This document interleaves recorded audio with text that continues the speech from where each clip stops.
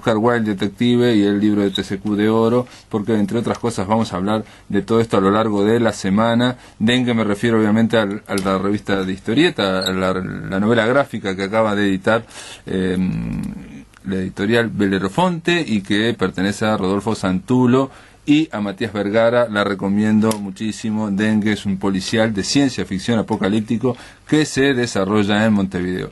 Gente, entre otras cosas, hoy nos encontramos con la mala noticia de que falleció Milton Esquinca, uno de los grandes escritores del Uruguay. Milton Esquinca pasó varias veces por estos micrófonos, estuvimos conversando muchas veces con él. Es muy conocido por su libro de crónicas Boulevard Sarandí, pero es alguien que tiene muchísima obra en teatro, en poesía, en narrativa. Tiene un libro sobre José Gervasio Artigas.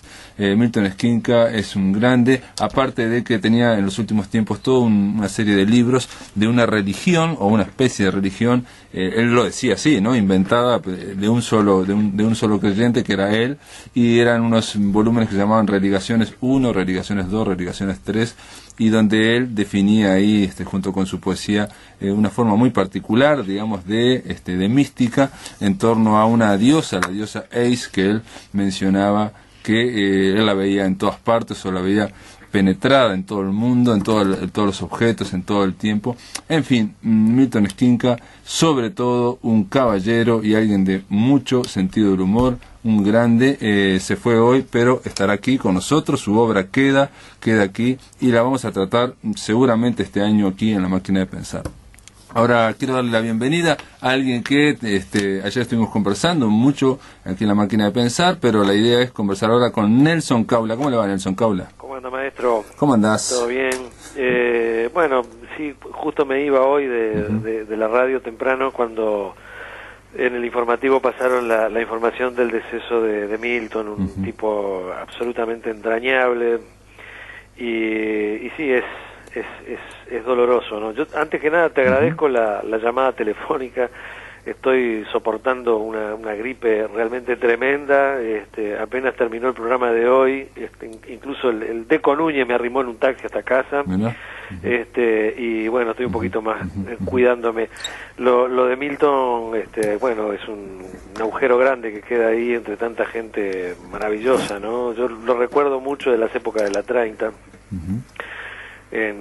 Todas las mañanas haciendo un largo programa de 4 horas que lo preparaba en la tarde. Estaba todo el día en la radio, porque de mañana hacía la parte de la salida al aire, y de tarde estaba plagado de editoriales y comentarios. Pero bueno, como era la época de la dictadura y como él era un tipo que quería opinar muy firme y muy seguro, varios de esos comentarios se los escribía en la tarde, es decir, desde las 2 de la tarde hasta las 6, 7, uno lo veía a Milton allí en un despacho, meta a escribir lo que al otro día iba a comentar al aire, ¿no?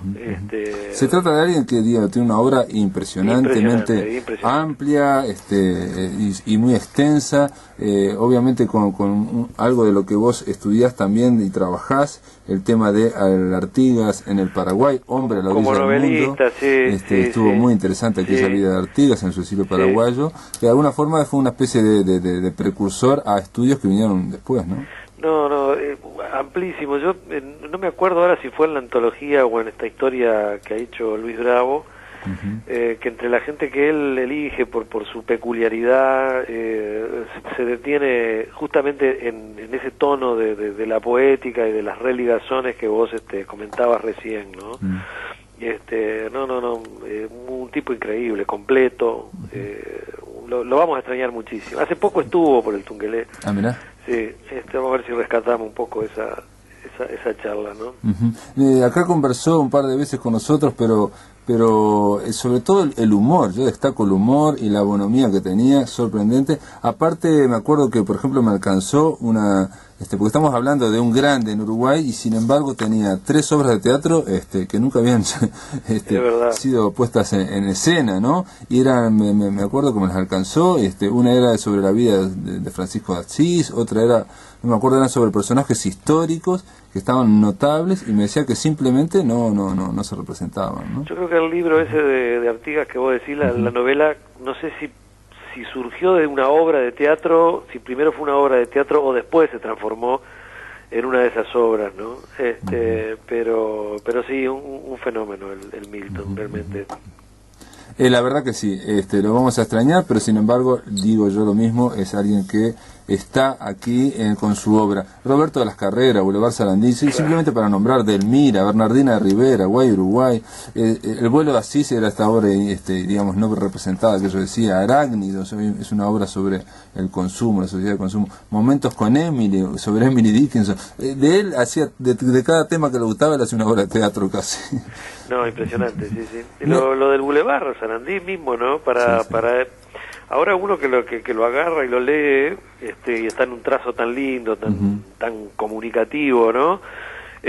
Parece cosa fácil, pero lo que tuvo que investigar y revolver y meterse en qué sé yo, cuántos archivos para poder armar esa historia como la armó, ¿no? Que vaya si le abrió la cabeza a tanta gente, ¿no? Con tantas ediciones que tuvo, ¿no? Sí, incluso hasta ahora, claro. En Banda Oriental lo sacó todo en un solo libro, pero yo lo que rescato por eso es la bonomía y de alguien que tenía una erudición sorprendente y sin embargo no te la tiraba encima, ¿no? Es alguien que hablaba de Che y vos con todo el mundo, ¿no? Sí. Eso es importante. Sí. Nelson Caula, ayer estuvimos conversando un poco aquí a los amigos de la máquina de pensar que bueno, se va a presentar de alguna forma aquí en Montevideo este documental 13.500, 13.000 años antes de la invasión, que está planteado como que es el primer documental sobre el pasado indígena. Es verdad, nosotros lo estrenamos hace ya algún tiempo, ¿no? Y ha tenido una ruta muy interesante, ¿no? Ha sido muy visto en casi todas las capitales del interior y también en pequeños poblados y ciudades, porque tuvo una última ronda que estuvo a cargo justamente de los centros MEC, ¿no? Y eso posibilitó que estuviera en muchos lugares por esa, digamos, dispersión grande que tiene, ¿no? Yo creo que son cerca de 100 y pico de centros MEC. Sí. Nosotros rotamos por unos 20 y pico, pero fue muy importante y antes habíamos hecho muchos colegios públicos, muchos colegios privados, y habíamos estado también en funciones públicas que diversas intendencias nos la llevaron. También salió al exterior, participó de un festival en Italia, fue traducida al italiano, la presentamos también en un festival en Tandil, en Argentina, que era un festival de cine independiente argentino, pero nos hicieron el honor de inaugurarlo justamente nosotros. Y últimamente fue tomado nada más y nada menos que por una muestra itinerante que, bueno, recala en distintas partes del mundo y que, digamos, la lleva adelante nada más y nada menos que la UNESCO, ¿no? Está el documental nuestro en esa muestra itinerante de cine indígena de diversas procedencias, ¿no? Y bueno, Montevideo tuvo sus oportunidades porque participamos también de un festival muy importante en cine universitario y se pasó en varios colegios de acá de Montevideo, pero bueno, no ha estado un largo periodo en salas ni nada que se le parezca, y siempre hay gente que permanentemente nos pregunta y bueno, quiero ver la película, ¿dónde verla? Mañana está inmersa entonces en el marco de este Día Mundial de la Diversidad Cultural, y en este evento realmente impresionante, porque arranca a las 2 de la tarde y está terminando como a las 7, 8 de la noche, allí en el complejo cultural La Muralla Abierta, en el recientemente inaugurado nueva sede del Museo de las Migraciones, por decirlo de alguna manera. Y bueno, en esto de promover la integración de la diversidad cultural montevideana nos han incluido para cerrar un poco todo el festival con la exhibición de la película. Vamos a estar con Oscar Pozzoli, que la hicimos juntos, y nos va a posibilitar hacer lo que ya hemos hecho también en muchas partes, que es dar alguna idea previa de qué es lo que quisimos hacer, y quedarnos después para conversar con la gente que la vea, lo que quiera comentar al respecto de la misma, ¿no? Nelson, yo me acuerdo haber conversado en algún momento acá por los pasillos, de que les llevó bastante tiempo hacer este documental, ¿no? Bueno, lo que pasa que hay una investigación que se hizo durante 15 años que por ahí no se pensó para la película, ¿no? Pero obviamente facilitó mucho las cosas, sobre todo lo que tenía que ver con las locaciones y todo. Pero sí, estuvimos un largo periodo, como de 3 años, ahí elaboramos guión, hicimos unas vueltas previas por las locaciones, después fuimos, rodamos. Tenía sus complicaciones, ¿no? Hoy justamente con Eduardo Nogareda hablábamos un poco de eso.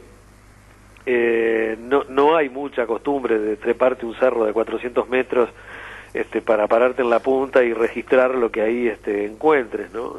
No hay demasiada experiencia acá en el país, ni siquiera de las tareas de otros documentales, ¿no? Y bueno, trepamos varios cerros, porque ahí era donde había un montón de registros que dejaron los indígenas en el correr de 13.500 años de esta parte. Y bueno, además eso posibilita una paisajística verdaderamente única, no son lugares que frecuente el turismo ni nada que se le parezca, ¿no? Entonces, claro, tiene sus originalidades que depararon obviamente un tiempo más largo de trabajo que el que hubiera insumido un rodaje más o menos normal, ¿no? Del cine documental que estamos habituados a ver, ¿no? Claro, donde se plantea que son un par de meses, ¿no? No a lo largo de tanto tiempo. Pero Nelson, me acuerdo que también una vez conversamos de que a raíz de la pastera que se estaba planteando ahí en Conchilla se habían descubierto una serie 30.000 y pico de piezas. Exacto, 30.000 piezas que, entre otras cosas, lo que replanteaban es el tema de cuántos indígenas, qué población indígena había aquí, porque la opinión mayoritaria era, o por lo menos la más clásica, era que este era un país casi vacío, que había unos pocos miles. No, pero eso es parte de la cultura, de la construcción que se hizo del Uruguay, ¿no? Es lo mismo que por qué somos una Suiza de América, trasplantada, enclavada, una sociedad y una tipología humana europea, ¿no? Como que bajamos de los barcos y nada más, descendemos de los barcos. Claro, porque fíjate que eso se empieza a construir, la Suiza de América alrededor de 1875 para adelante, ¿no? Y siempre hacemos la comparación, en esta película lo decimos, que estamos hablando de 600 generaciones de seres humanos que ya estaban acá, antes de 8 que vinieron de Europa, ¿no? Es decir, la diferencia es realmente enorme. Claro. Y las poblaciones fueron vastísimas, ¿no? Todas esas construcciones de los cerritos de indios por el que son inabarcables, innumerables, y solo se han escarbado en unos pocos. Esto, yo lo único que hago es repetir lo que de repente en la película dice nada más y nada menos que Pepino López Mas, ¿no? Se conformó una idea, también estamos en el mismo tema de la masacre de Salsipuedes, ¿no? Siempre se dice que se mataron unos pocos indios, o que eran muy pocos, pero sí, que eran 40, 300. Eso para justificar la masacre, ¿no? No, pero aparte es funcional a la idea de que este es un país donde había muy pocos indios, de que estaba vacío, entonces prácticamente se nutrió con la inmigración europea. Ergo, nosotros somos el único país que no tiene indios de América Latina, ergo somos casi una Suiza de América, como vos planteás, y es mucho más fácil plantear todo esto si antes no había nadie, ¿no?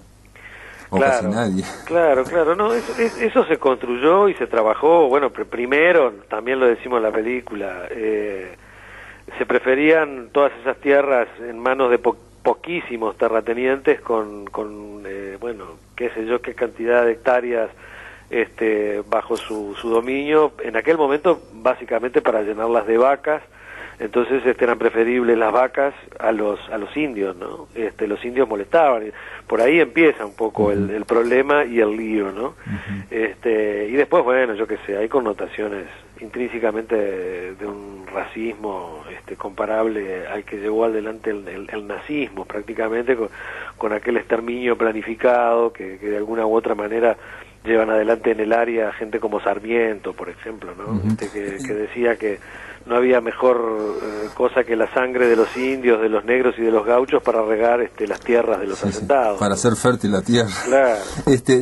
Nelson, y en el documental que yo no vi, ¿Ustedes plantean alguna hipótesis de cuánta población habría, digo, estimaciones a nivel poblacional? Nosotros nos basamos en quienes han investigado el tema, ¿no?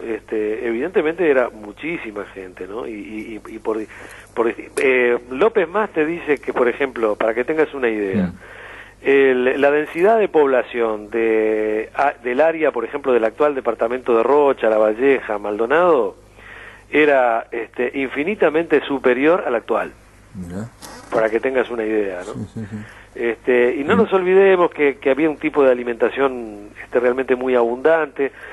Se ha desmistificado el que algunas parcialidades indígenas solamente se alimentaban de la caza y de la pesca, porque justamente en estos mismos cerritos de indios se encontraron con una antigüedad de más de 5 o 6 mil años, el cultivo del poroto, del maíz, en las mismas zonas, digamos, que estaban habitadas básicamente por esas parcialidades que se dicen que no eran, que no practicaban la agricultura, ¿no? Como los guenoas, los minual, los mismos charrúas, ¿no? O sea que había mucha alimentación. Los datos que tenemos de los mismos primeros europeos que digamos que son los que conocen a quienes habitaban esta parte del mundo, destacan digamos su nivel de musculatura, ¿no? de peso, de fuerza. Y fíjate que hasta hoy se encuentran restos de aquellas épocas con la dentadura completa, ¿no? No hay ni una carie en la dentadura de esos restos de indígenas que se encuentran, y los europeos que ya venían en esa época ya tenían toda la boca podrida, ¿no? Claro. Así que yo qué sé, hay muchas cosas para evaluar, ¿no? Nelson, para terminar un poco la nota, ¿qué vinculación hay con Conchillas? Te lo pregunto porque después de la pausa vamos a entrevistar a Elena Corbellini sobre una novela que transcurre en Conchillas, en Colonia. Es un caso terrible de violencia doméstica, sí. Pero de alguna forma, no sé, porque me acuerdo que vos algo me contaste, no solamente del tema de Conchillas, sino el tema de que había como apoyos para el documental, ¿puede ser o no? De eso no me acuerdo. Lo de Conchillas sé que casualmente se encontraron 30.000 y pico de piezas, ¿no? De las habituales, ¿no? Boleadoras, puntas de flecha, que tengo entendido que eso fue sacado de allí para un museo de la instalación para hoy o mañana estar instalado en un museo allí mismo, en ese lugar, ¿no? Eso genera un lío también, porque hoy día los arqueólogos quieren que lo que se encuentre en un lugar se quede en el lugar, claro. Lo cual es muy complejo también, ¿no? Porque yo qué sé, por ejemplo, ahí en Salto, que está filmado en la película, registramos pequeñas piedritas con unos grabados, realmente unos motivos muy artísticos, muy espectaculares, muy disfrutables, y están en un establecimiento ganadero, ¿no? Es decir, las vacas pasan por ahí y le tiran bosta encima, y todas esas cosas. Entonces es muy complejo. Ahí se ha hecho un esfuerzo por mantener todas esas cosas en el lugar y en el sitio, ¿no?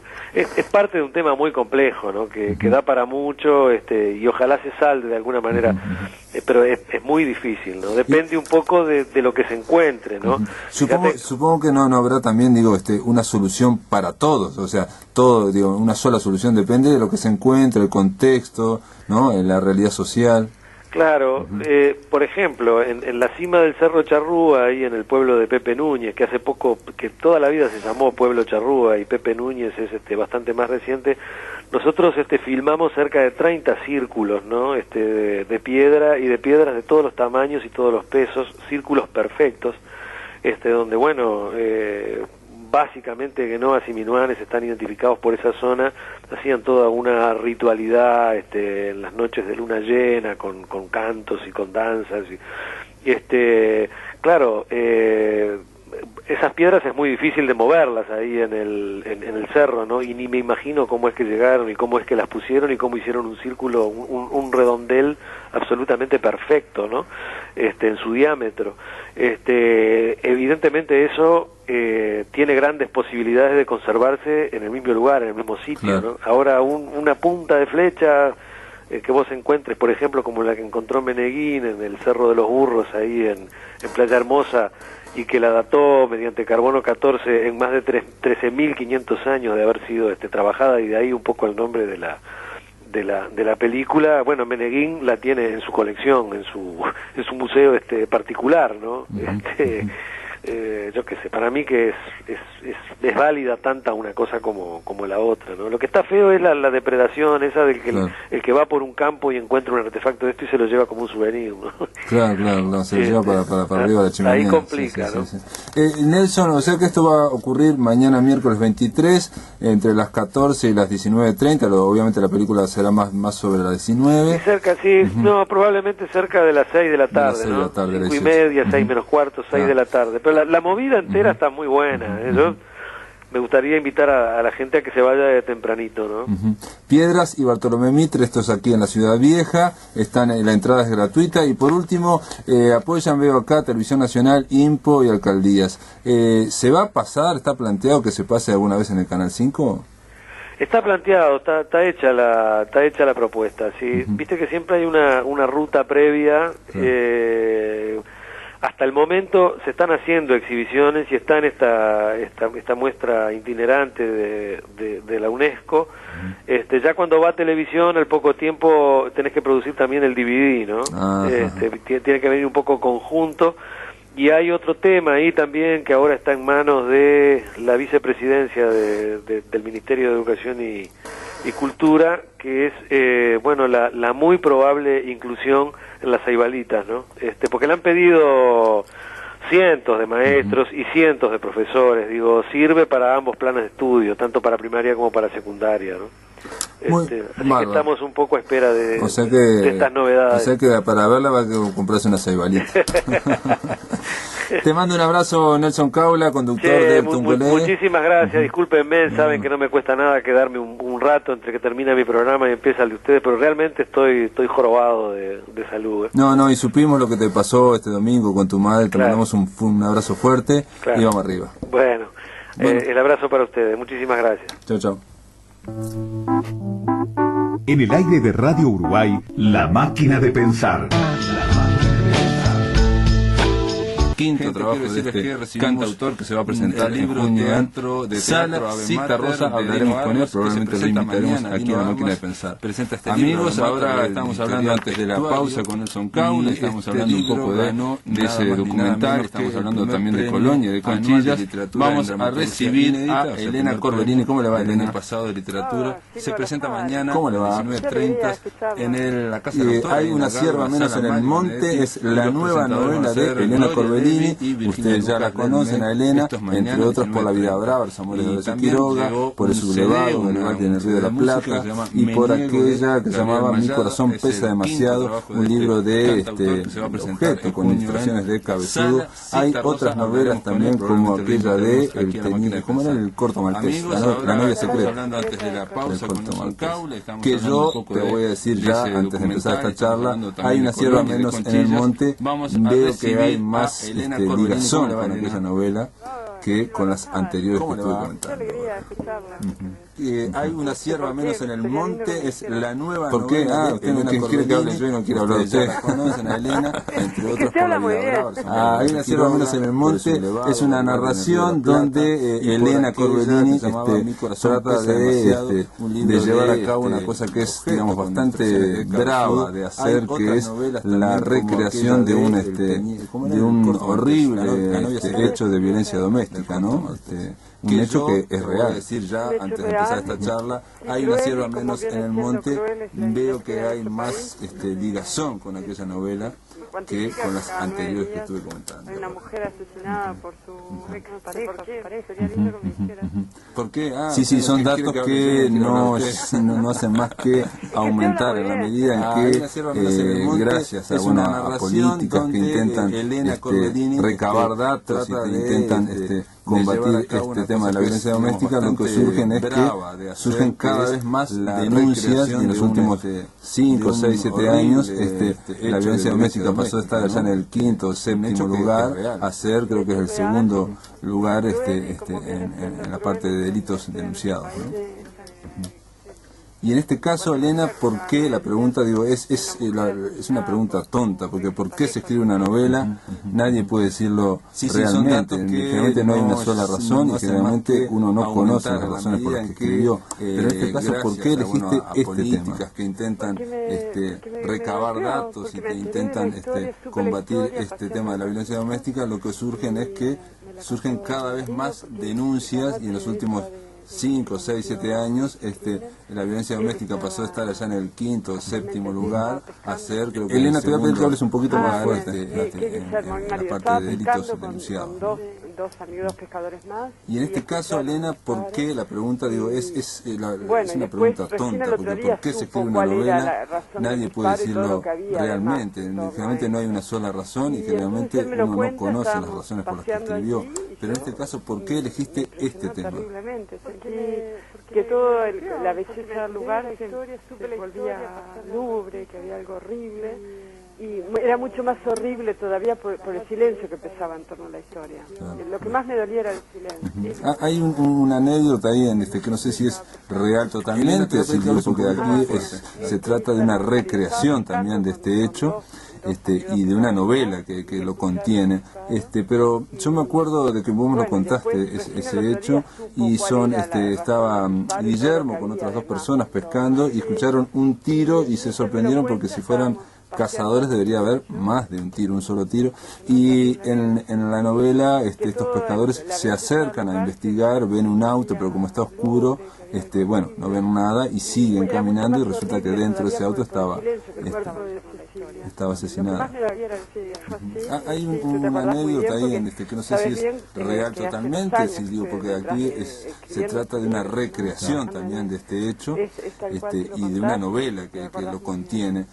Pero yo me acuerdo de que vos me lo contaste ese hecho y estaba Guillermo con otras dos personas pescando y escucharon un tiro y se sorprendieron porque si fueran cazadores debería haber más de un tiro, un solo tiro, y en la novela estos pescadores se acercan a investigar, ven un auto pero como está oscuro no ven nada y siguen caminando y resulta que dentro de ese auto estaba la literatura no es inocente y los escritores no podemos ser inocentes en cuanto a la realidad en la que muy bien, porque trabajar en torno a eso, pronunciar un discurso, mostrar situaciones, creo que es lo que corresponde, por lo menos lo que yo siento, en mi lugar en el que me siento que estoy bien, fue como el motor, ¿no? El motor de decirlo no dicho. Y en el caso tuviste que investigar porque obviamente tuviste que reconstruir un poco la historia y la familia detrás de todos estos casos terribles. Uno se imagina que no hay, digamos, más allá de que obviamente hay un asesino, obviamente, no hay un solo culpable. Claro, la literatura no es. Capaz que estás pensando en que cuánto de los demás pudieron ayudar para que la víctima no fuera víctima y lo fue, ¿no? Cuánto de ese médico que le dijo, no sé, no hizo nada, bueno, no pudo atenderlo, no pudo medicarlo, pero le dijo, bueno, trate de no acercarse, con lugar de acerque. Cuánto de la policía que frente a las denuncias y en el caso tuviste que investigar porque obviamente tuviste que reconstruir un poco la historia y la familia detrás de todos estos casos terribles. Uno se imagina que no hay, digamos, más allá de que obviamente hay un asesino, obviamente, no hay un solo culpable. Siga siendo una víctima, ¿no? ¿Por qué no hablar de lo cuánto de los demás? ¿Por qué no hablar para que no ocurra más? Para que ¿por qué no aprender? ¿Por qué no podemos aprender las mujeres, nuestras hijas, nuestras hermanas? ¿Por qué no aprender nada? Porque habría que aprender a cómo prevenirnos de esto, cómo actuar frente a eso, cómo no permitir que nuestros derechos sean avasallados, cómo debemos considerarnos sujetos libres, independientes, capaces de tomar decisiones por nosotras mismas, bajo nuestra responsabilidad, sin sentir censura, represión, o que somos culpables de, o tener lástima de, ¿no? ¿Cuánto de eso? Ahí creo que sí es donde se extiende la culpa, que no es ya solo, digamos que el tipo, el sujeto que comete la acción del crimen, en verdad forma parte de una sociedad machista, un modelo patriarcal bárbaro, atrás, que no podemos aprender en sentido, ¿no? De atraso y de represión, porque habría que aprender a cómo prevenirnos. No, y aparte digo, en todos estos procesos que son terribles, no se da la violencia, no se pasa de 0 a 1000 la violencia y bueno, y se mata a alguien, ¿no? Hay un proceso, digamos, de golpes, un proceso de violencia primero verbal, después física, y que puede ser muy largo. Por lo que surge ahí de tu novela, no fue tan largo, ¿no? Pero sabemos que hay casos que son de más larga data, en el cual la víctima no trata de cubrir o no trata de decir, o a veces lo dice y no es escuchada, o a veces es malinterpretada. No, y aparte digo, en todos estos procesos que son terribles, no se da la violencia, no se pasa de 0 a 1000 la violencia y bueno, y se mata a alguien, ¿no? Hay un proceso, digamos, de golpes, un proceso de violencia primero verbal, después física, y que puede ser muy largo. Por lo que surge de tu novela, no fue tan largo, ¿no? Pero sabemos que hay casos que son de más larga data, en el cual claro, es cuando se víctima cuando intenta un intento de independencia, y es cuando hay esa reacción, o a veces es malinterpretada. Que trabaja el tema de violencia, género, ¿no? Bueno, y hay casos en que estuvo conmigo en la presentación Alejandra Moreno, que trabaja en el Parlamento. Yo le decía, ¿a vos te parece? Porque a veces hay un discurso circulante que lo que ocurre es que esto siempre pasó, pero ahora se habla. No, sí, esto siempre pasó, ahora se habla, pero además ahora están muriendo más mujeres, en verdad. Y Alejandra me decía, Alejandra Moreno, ocurre que hay un empoderamiento de la mujer.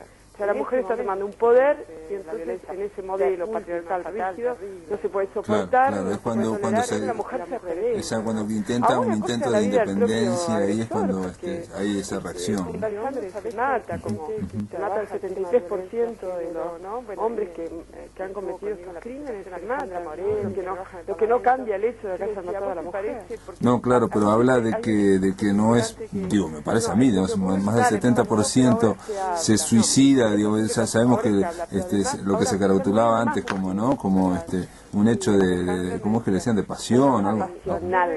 Un crimen pasional, ahí están crímenes pasionales donde se suicida también el que mató.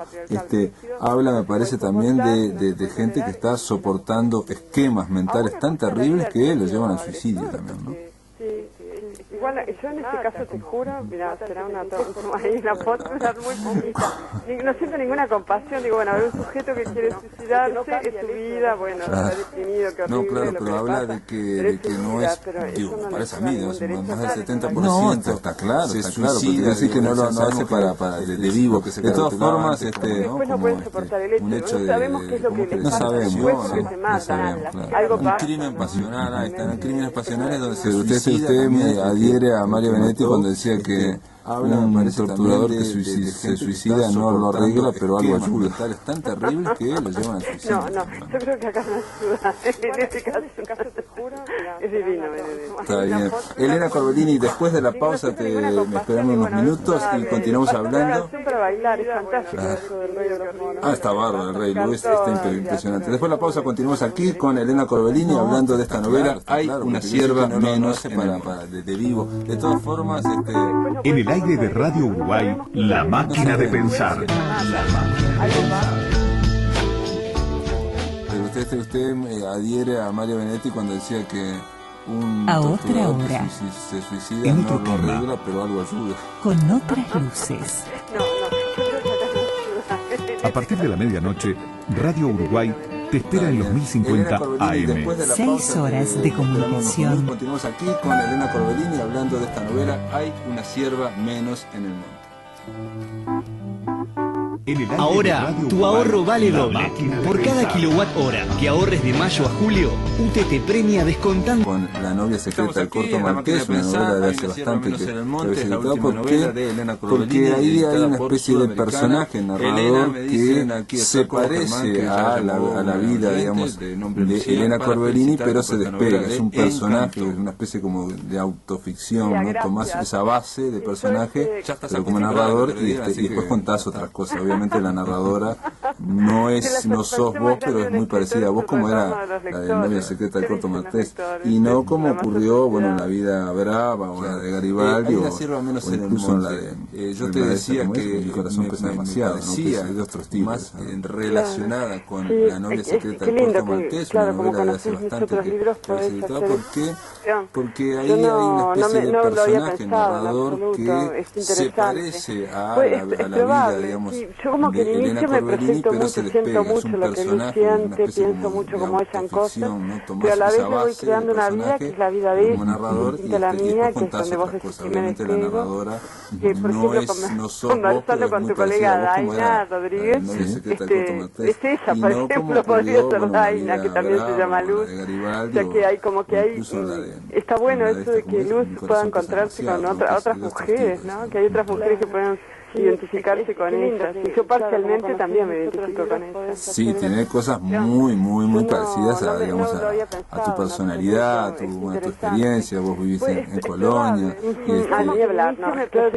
digo, te gustan los perros, tenés gato, vivías en la Plaza Zavala, y una serie de cosas, pero lo cual no implica que Luz, que es la protagonista, que le pasa todas estas cosas que acabo de decir, no se despegue como personaje, ¿no? Claro, con otras decisiones de vida, como el divorcio que se efectúa, ¿no? Razones por las que se separa, las razones por las que entabla una nueva pareja, buena, dice también porque es una buena pareja, o la decisión de no tener hijos, digo, son decisiones que son distintas a mí, a tu personalidad, a tu que sí, bueno, sí son decisiones de otras mujeres que conozco que me parecen importantes. Y en este caso esta protagonista es estudiando para abogada, es procuradora, y en algún momento tiene una historia de amor que es como la columna vertebral quizás de esta historia, porque cuando hablamos de que es un hecho luctuoso, que es un hecho terrible, ¿no? El asesinato de una mujer de 34 años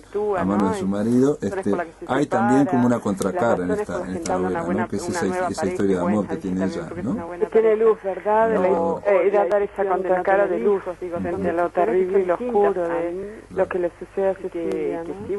Sí, hay una contracara porque eso, bueno, va a lograr un amor como extraño porque no es como lo típico que se espera de la gente, ¿no? Ella como que cuesta que su nueva relación sea aceptada. Y en algún momento tiene una historia de amor que es como la columna vertebral quizás de esta historia, porque cuando hablamos de que yo le comentaba, un hecho aquí fuera de micrófonos con Flaco Germán, digo, el Tacuarembó, yo soy de Preventos, y hay este caso, no te digo que sea el caso del asesinato, pero la historia de una chica, de una gurisa que es de buena familia, de apellidos bastante tradicionales, gente del lugar, y que de repente se despega, se pelea con los padres, se casa con alguien que es de afuera, termina de repente hasta mal económicamente, es algo que lo hemos visto muchísimas veces, ¿no? Ah, qué interesante. Es como una historia que se repite una y otra. Yo eso lo articulé porque lo recogí, porque me lo contó la propia familia, gente de su propia familia,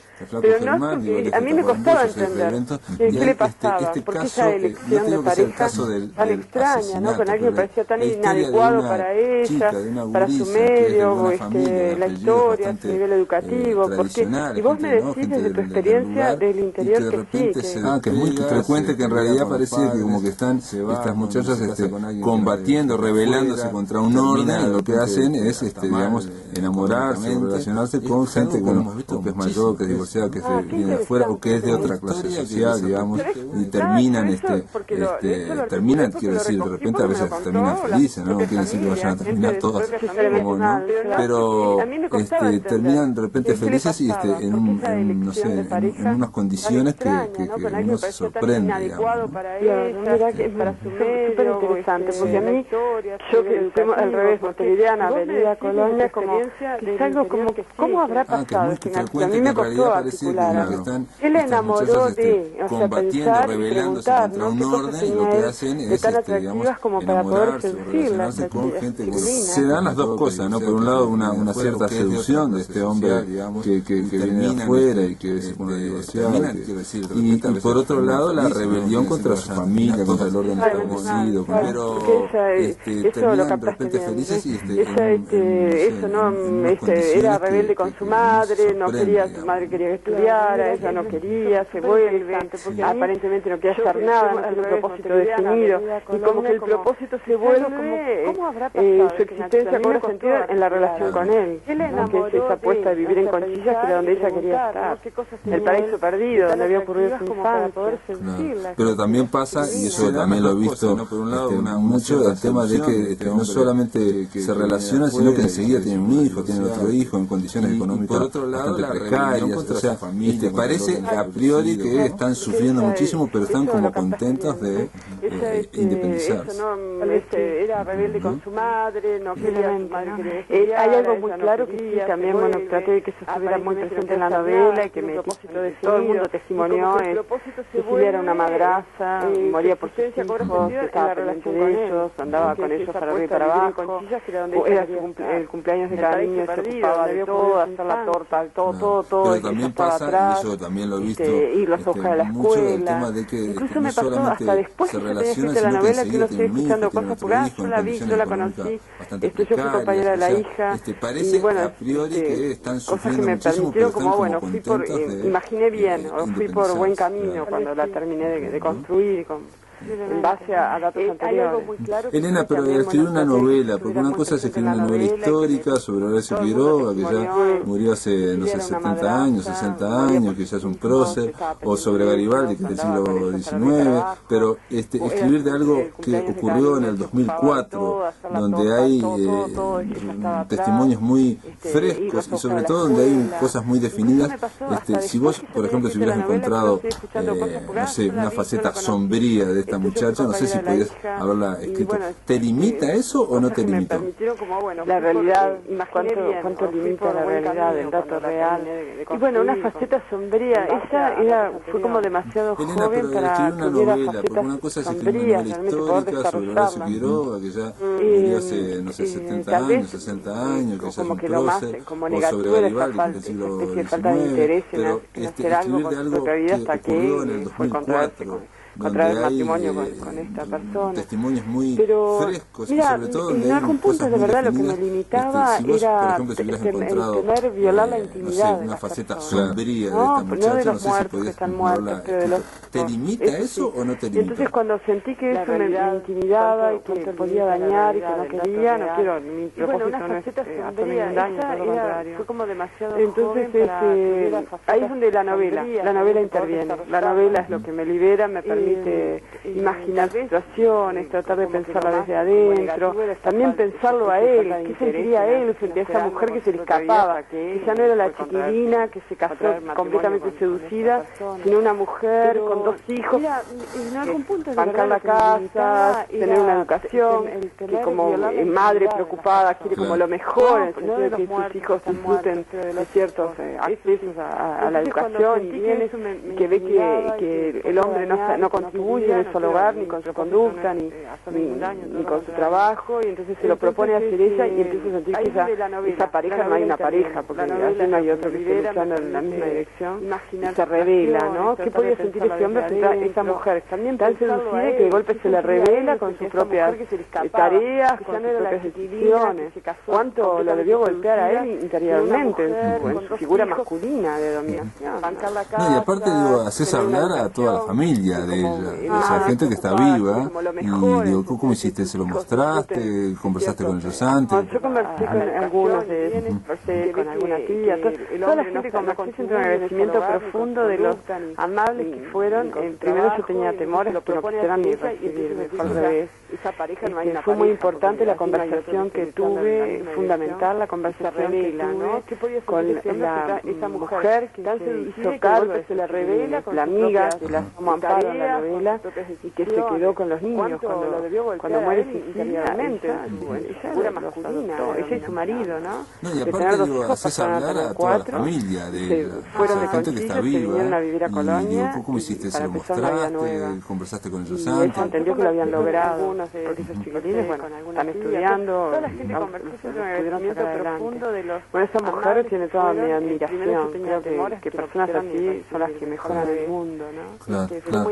Y en ese caso, digo, porque ahora tiene que ver con la técnica de la novela. Vos cambiaste nombres y cambiaste para preservar precisamente intimidades, pero en un pueblo tan chico como Conchillas debe ser una cosa difícil también. Supongo que sí, mira, yo todavía eso, como sé poquito, porque la novela en verdad hace poco que salió, está circulando y estoy en estos días estoy teniendo así las primeras devoluciones, por suerte son tan lindas como lo que estoy charlando contigo, y creo que y lo que he escuchado es como que todo el mundo reconoce quiénes son, de qué se trata, pero que por ejemplo en Conchillas como que no se quisiera volver a hablar, como que todavía mantener el silencio, ¿no? Vos por ejemplo, invitaron a ir a nombres y Carmelo, la cambiaste para preservar Carmelo precisamente intimidades, Carmelo está muy pero en un próximo, está pueblo más tan próximo chico que como Colonia. Conchillas debe ser una cosa difícil también. Supongo que sí, mira, y voy a estar así, bueno, ahí me voy a enterar de más cosas en el sentido de que me va a contar la gente.